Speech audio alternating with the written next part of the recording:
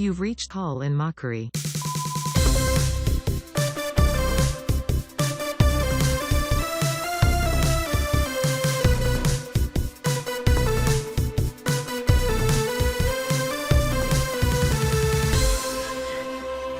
I must have the wrong number.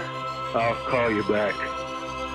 Gotta just crack my liquid death. Since the shows are shorter, we're thinking maybe they'll hear them and they will sponsor us. So I've got my liquid death here. Yeah. You're watching the video.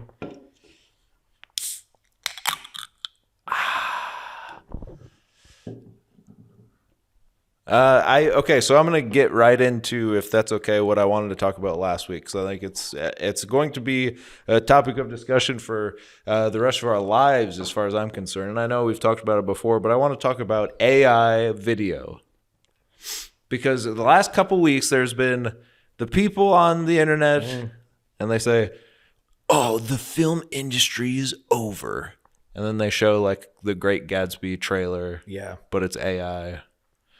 And then it's like the Wes Anderson version of Star Wars made in AI. So you have the people who are like, it's done. This is the end for creatives. And then you have the Will Smith eating biscotti. Yes, you have that. But that was months ago. Now we've reached the full trailer that looks a little off. People have weird fingers and stuff like that still. But it looks like a bad dream that you had. So you have these people who are like, oh, the Hollywood elite are done for. We're going to be able to make movies on our laptops. And they're all like weirdo Elon Musk people. So you're like, okay, well, you're stupid. And then the people who I like, who are like comedy writers and comedy performers and all, in Hollywood, and then they share that stuff, and they're like, excuse me, the man at 4 seconds has 4 fingers on his hand. I think we're safe. And then we have they don't want to pay you. You spent too much time laughing about it, and now they're going to do it. They're really going to do it. It's how Trump became president. You're so busy with your thumb, with your nose in the air and your thumb up your ass, making fun of stuff. And I know that's what we do, but I'm not part of a guild, okay? No, and we won't be. No. What's going on, brother?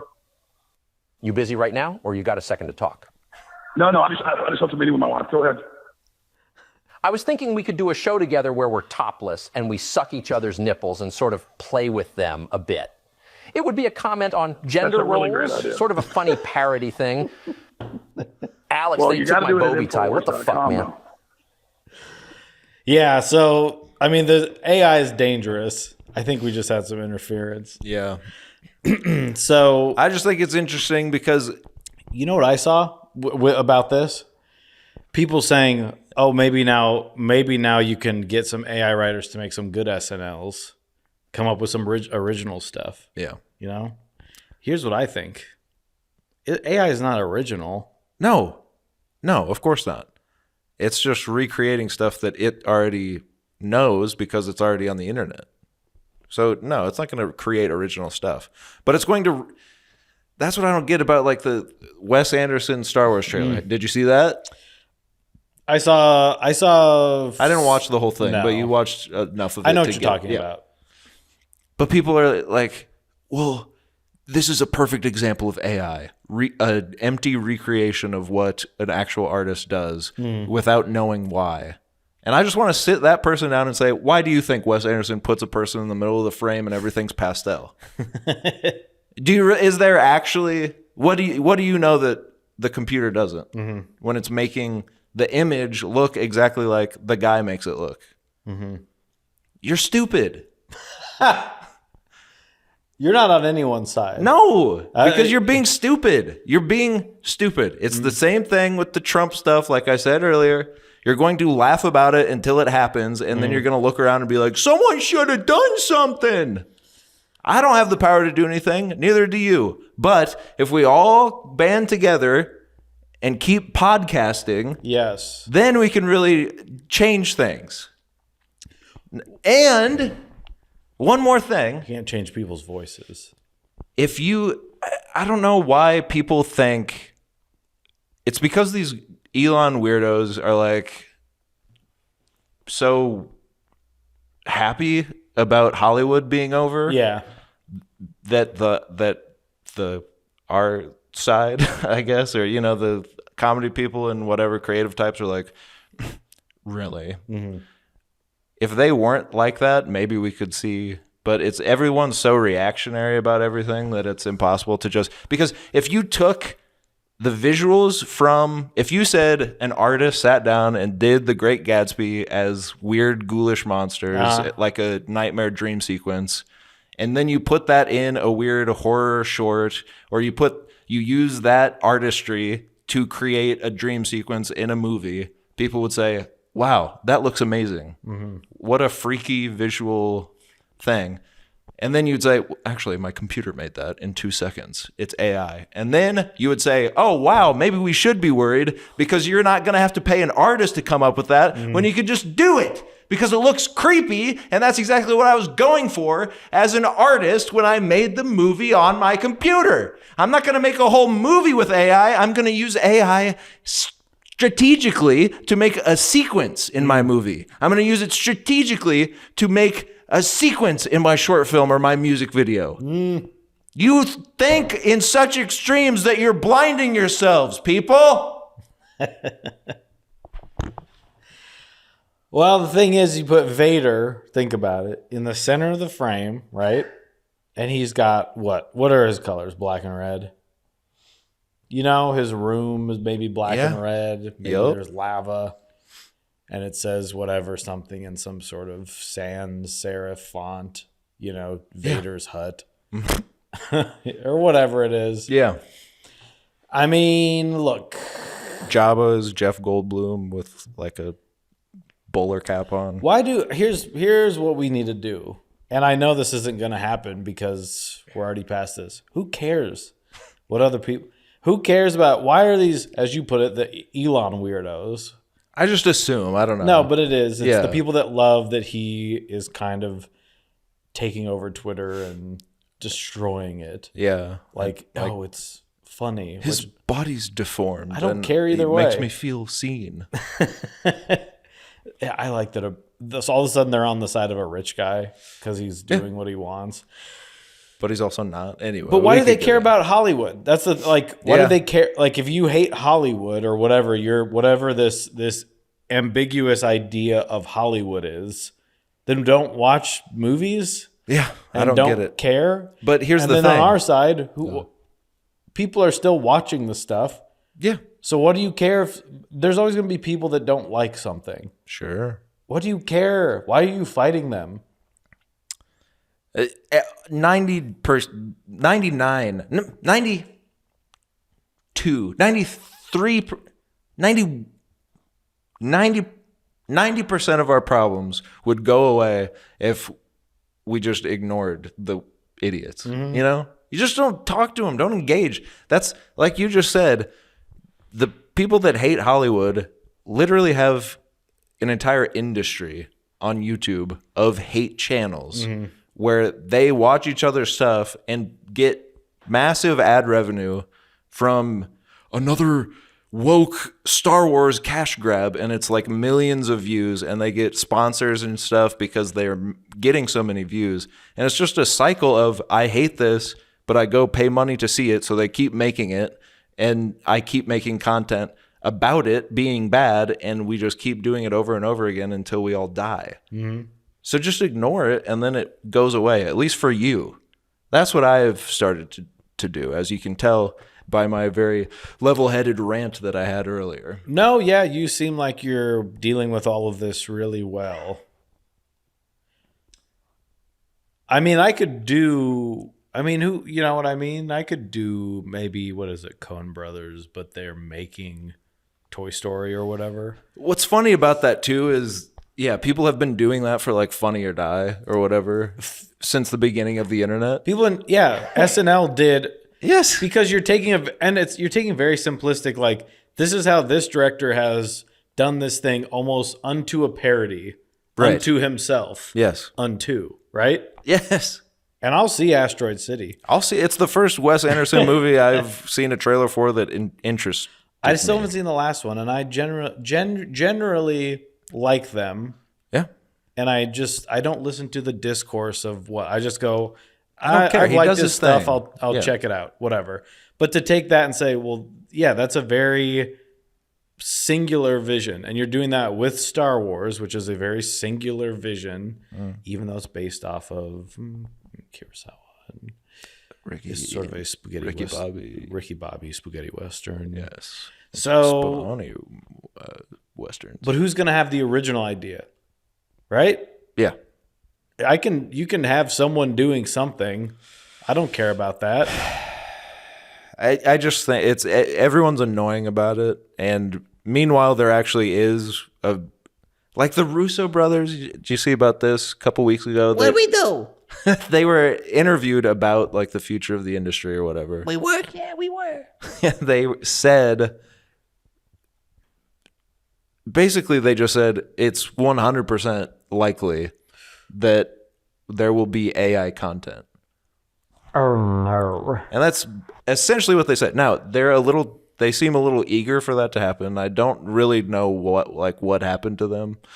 Like they went the way of like, no, we like the new model, and then they just drove the new model right off the cliff, like the guy who invented the Segway. The Segway.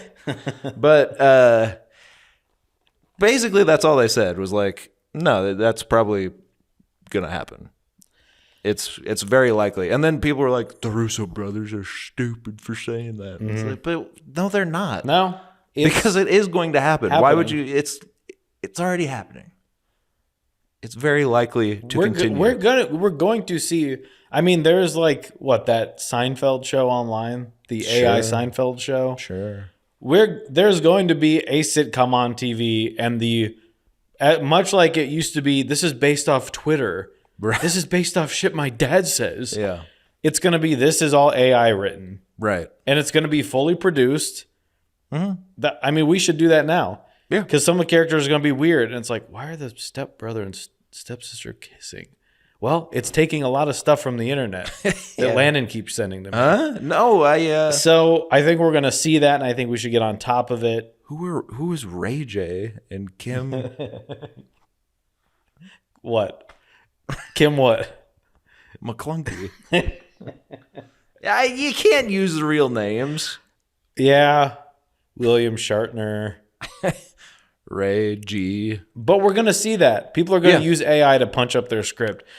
Long gone are the days where you can be working on Monsters University, this TV show, and you have Patton Oswalt come in and go, what would Lenny and Squiggy say right here?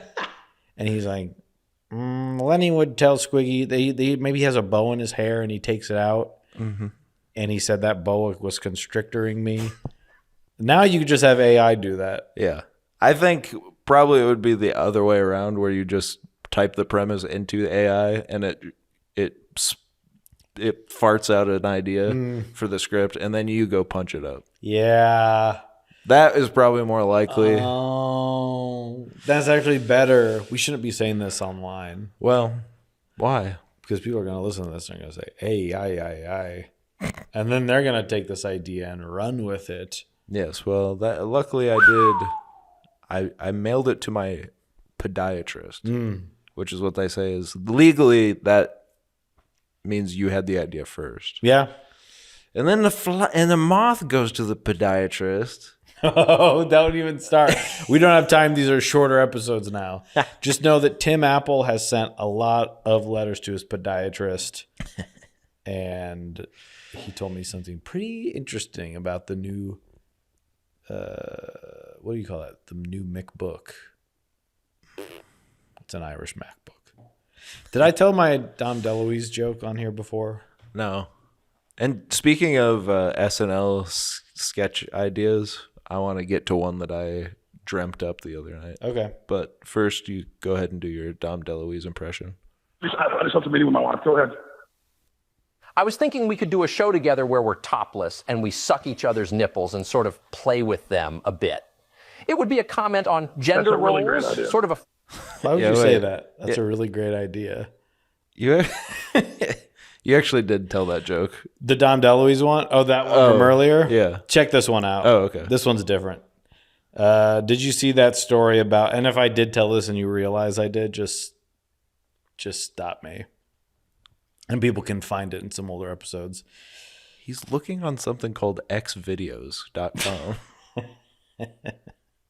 Did you see that story about Dom DeLuise actually rooming with a guy who was trying to meet up with someone that they were infatuated with? And he agreed to drive them to Aspen to help them meet up with that person. And that guy he was living with turned out to be a serial killer. It's called Dom and Dahmer. I couldn't tell if that was an AI written joke or not. I wrote that. I think I was falling asleep. And I was like, I got to get it out. And I'll punch it up later. Yeah. I just had to give myself the details. Dom and Dahmer. I like it.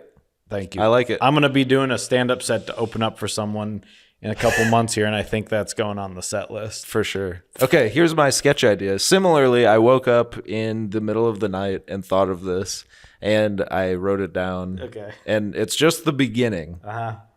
Just to wet your beak a little bit. Actually, we can probably act it out. So let me just think about it really quick. You'll have a couple lines. Am I going to know what they are? Yeah, I'm going to tell you. So basically, I play a hardened detective. A hard criminal. A hard detective. Okay. A dick. Yeah, a hard detective. and I'm coming into a bar, and you're the bartender who don't want none of it. Okay. And I'm asking you for some information, and you say, I know that that's not your real name. And then I respond, and then you say, I know that that is not your real name. We'll keep it that. Okay. Okay? So here we go. And we'll add a little detective music. Okay. Where's my little rag? Well, you can add this in post. Okay.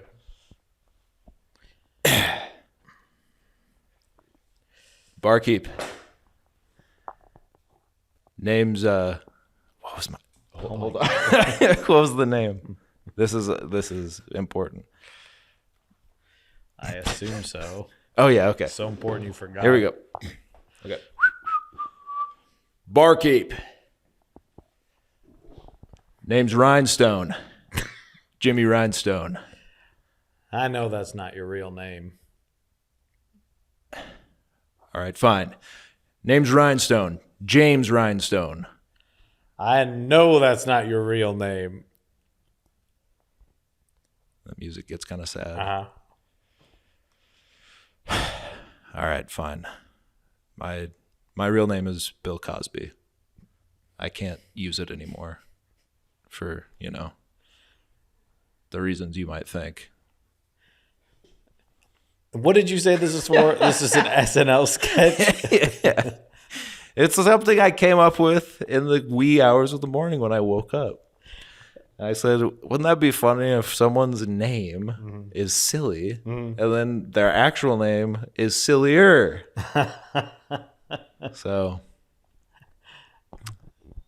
I like it. I think we can work on it. But then from there it would go like, your name is Bill Cosby, and you're like, well, yeah, but it's not what you think. I was named after the comedian. Yeah. And then That's exactly what I thought. Yeah, and then it's like, well, but before he got out of jail. Before he got out of jail? Yeah, on the technicality. It was before, like when he was still convicted. And then I'd go away, and then the chair next to you swivels, and it's like David Duchovny or whoever the guest is that week, right? Yeah. And he's like, did someone say Californication? And you're like, well, I didn't technically say fornication, but I did say Bill Cosby. Then he says, I understand. I understand your plight. And then Bill Cosby says, oh, yeah? Why? You have a strange name too? And then he says something like, well, no, but I did stay at a Holiday Inn last week. It wasn't as good as they said on the commercials. And also, my name is Jeffrey Dahmer. Yeah. And then he leaves and goes, That was weird. I thought, what hotel did you say? Holiday Inn. I thought hotel. I thought Holiday Inn was a pretty good hotel. And then that's it. He whistles. Not the music. He whistles. But he can't whistle.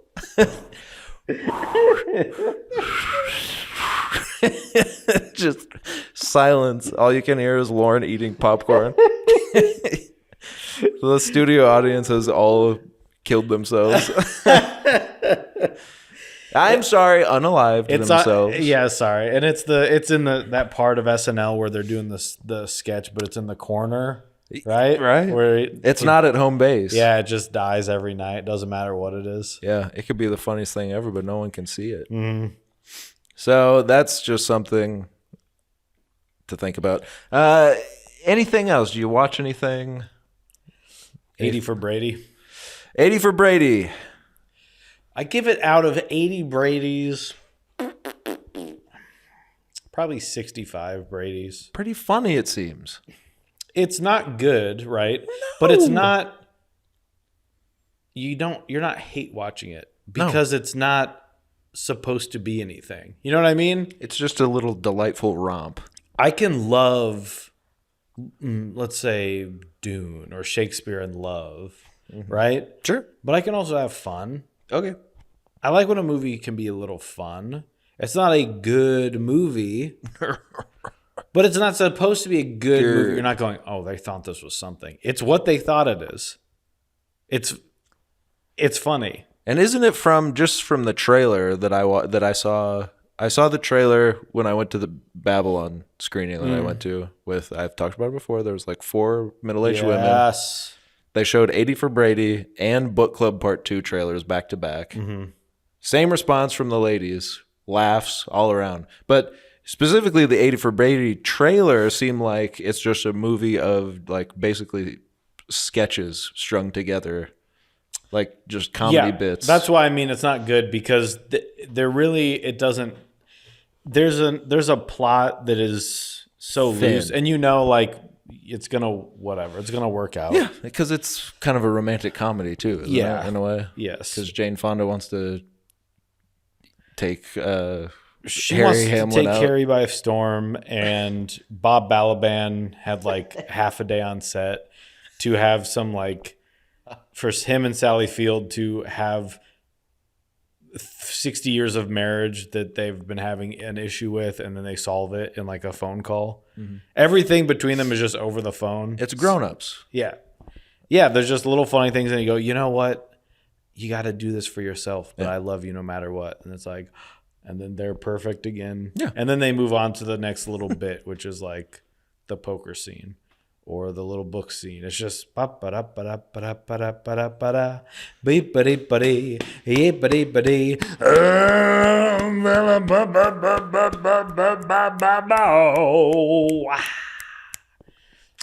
I'll be checking that out. Produced by Tom Brady. The guy's a wet rag. Not funny, seems like. Get someone else in there. Gronk's funny. Gronk's funny. If it was 80 for Gronk. If it was the Manning brothers even. Yeah. Because when the movie starts it says 2017. Right. So you go, you know what? Just 2007. Get the two Tikis in there. Get Tiki Barber and Tiki Barber. Oh God. I love that you know the barbers guys and no one else.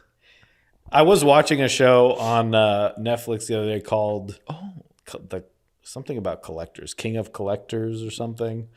It's about this guy that sells a bunch of collector stuff, and the show's produced by Peyton Manning for some reason. And then Peyton calls him. He's like, "Hey, Rob." The guy's like, "When Peyton calls, you gotta pick up." He's like, "Hey, me and Eli were talking. He says his jersey's worth more than mine." And he's like, "Well, it is." He's like, "Hey." Eli's got more rings, don't he? Yep. He said that you could maybe get 7 figures for one of Manning's jerseys, but that's neither here nor there. I know nothing about it. Eli or Peyton? Peyton. Okay. You get maybe 7, but he said he's getting it more. Yeah. But they were looking for that triple jersey, that LeBron triple jersey playing card. Gotcha. So there's a lot going on in this show. Check that out as well. Anything else? No. You? Yeah, I saw the Guardians of the Galaxy Volume 3. Ooh, was it everything you wanted? Yeah, it might be my favorite of the Guardians movies, to be honest. I don't remember much of the second one. It's pretty good. I mean, they're all pretty good, you know. How many times the first have you one's watched great. the second one? 2. Okay. Just wondering. I think I saw it in theaters, and that was it. I saw it in theaters, and I think I saw it again at a drive-in. Mary Poppins, y'all. Yeah. See, there's some good moments. But this one is great. There is look, you're gonna get a little emotional. They do everything in their power to make you hate the villain by making him be mean to little animals, which works. You want to kill this guy, you know? And you're sad, and they're cute, and you're like, Jesus. And they're talking to each other, and you're like, God. And that's not a spoiler.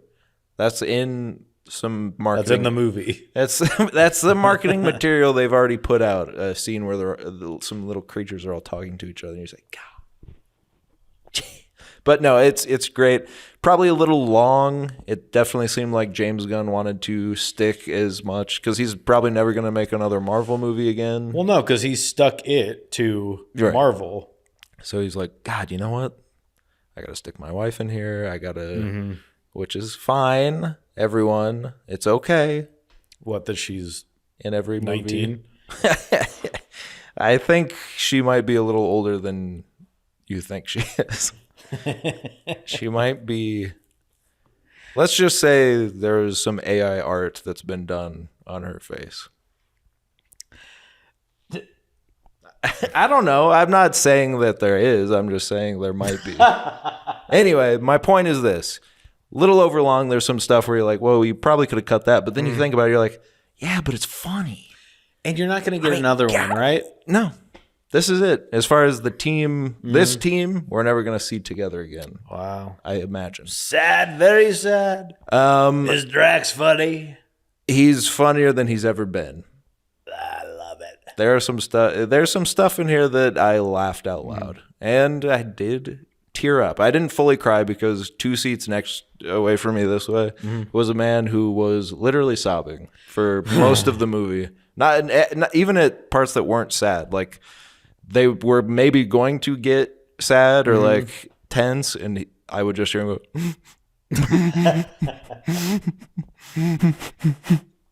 I was like, I have to pull it together for this guy. Yeah, because then if you both look at each other and you're both going, can you believe that a raccoon can talk? You'll believe that a raccoon can talk. Guardians of the Galaxy, Volume 3. There is one other thing. So it's great. It might be my favorite. It made me it's, you know, every time I'm about to leave, they get me coming back again. But it is James Gunn. It's not, you know, I think the MCU in general is just falling on hard times. And you're going to have these little sprinkles of greatness again. But you're never going to... There was a stretch there where every Marvel movie was pretty good. Yeah. If not great. Yeah. And this feels like you're back in that time. So that was kind of nice to be like, yeah, see, this guy gets it. Why can't you all understand? This is what we like. You can just do it. Yeah. You can. There's a way to just do it. You don't have to make the movie a joke about itself, like Thor, Love and Thunder. Anyway, it doesn't matter. But there's one thing, the post-credit scene, and I'm not going to spoil anything, but a pretty big theme throughout the movie is something. And then the post-credit scene kind of makes you say, what? Why would they say that? And it's so specific. almost like someone made them put that scene in to justify something that's going to happen later. Because it's like, why would he say that? His whole thing, the whole movie was against that. So instead of them changing this thing in the movie, they're like, you might want to have, he's going to have to be on a different side about this thing. It just seemed, it seemed like, because also, can I just say it? Yeah, that's fine. I'm gonna see the movie. Nah, I'm not gonna say it. It's not a big deal. It's not a big deal. But if it's not a big deal, then say it. Okay, fine. Skip ahead 15 seconds. The post-credit scene, the whole movie is about like animal cruelty, basically, and Rocket is a victim of that. Yes, and we finally get his backstory. Yes, and it's harrowing. It's truly some of the saddest stuff I've seen in a while. But then you get to the end, and he is with a group of guardians. No spoilers as to who, but the post-credit scene is him. Well, so at the end, he's like, "We got to save the animals too, Quill," and he's like, "Fine," and whatever. He's about the animals. He's an animal, for the love of God. That's crazy. The post-credit scene. Skip ahead another 15 seconds. The post-credit scene. There's a group of animals coming to attack a village. And one of the guardians is like, should we feel bad for them? And Rocket says, nah, they're going to attack the village. The village can't protect themselves. And then they all happily just start opening fire on all these animals stampeding a village. And you're like, wait a minute. The whole movie told me that we should care about the animals. It just seems so like you could have had anything stampeding the village. Could have been humans, other alien raiders. It could have been pirates. It could have been anyone coming.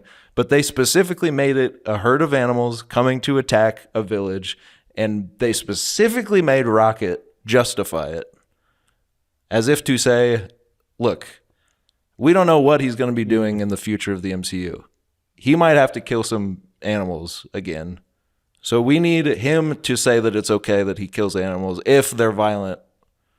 Are these animals anything specific, or is it just it could have been X? It could have been villain? anything. Okay. Yeah, it could have been anything. So it just seems like someone was like, let's do this. Just, I don't know why though. It's not that big of a deal, but it just seemed so specific that it was like, there's a reason they did that. It wasn't like, I don't think James Gunn was like, and then they kill a bunch of animals. It just seemed so weird. But otherwise, good movie. Well, I'm excited to see it. Who knows? Maybe this week I'll get a little Guardians myself. And then we can do a full review episode. Yeah, or I'm going to see Air. Bye. Bye. Air. A-I-R. Yeah. Err on the side of caution. Do see this movie. Bye. Bye. A-I-R gonna kill us. He's got the glasses on the poster. The big glasses. That's AI. Bye. Bye.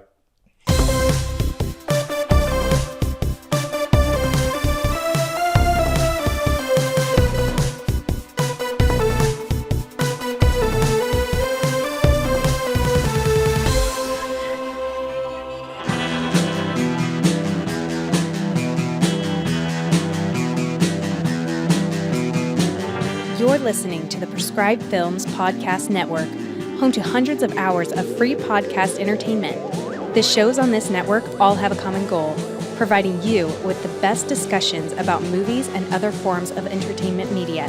The PFPN hopes to fill your earholes with audio joy. Visit our website with links to all the other amazing shows at www.thepfpn.com. Thanks for listening.